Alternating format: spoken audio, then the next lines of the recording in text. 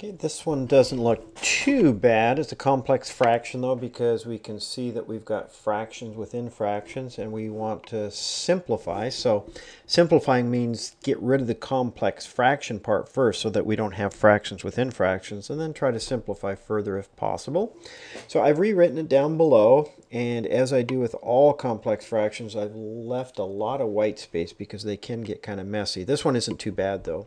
So we want to get rid of the fractions within fractions by multiplying through by the common denominator of all the denominators, which the only denominator here is p. So the common denominator is p. We're going to multiply the top of the fraction by p and the bottom. That p gets distributed on top, so we'll multiply the 4 by p. This p I'm going to write as p over 1 because I've got a fraction there. On the bottom I have to multiply 1 by p. And then the second term on the bottom, I'm going to write that as a fraction also. And then, like all of these, watch what happens in the next step. The p's will divide out on the top and on the bottom.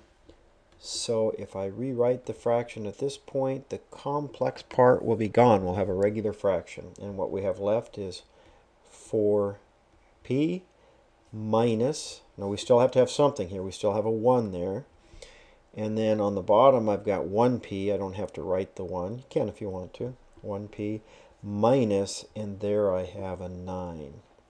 Okay, so the only thing left to do is to decide whether it reduces or not. I'm going to erase this one here. The temptation is to cross the p's out on top and bottom, but you can't do that. Again, I kind of like putting parentheses around here. Anytime you have addition, subtraction, those are like glued together. So my only possibility for reducing would be to factor something out of the top. Nothing works. On the bottom it's just p minus 9. Oops, it'll pop up. We're done. This is the answer. 4p minus 1 is my numerator, and they're having us type these in separately, and the denominator would be p minus 9.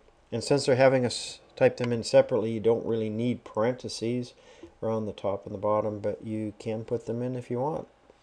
That's it. That's the answer.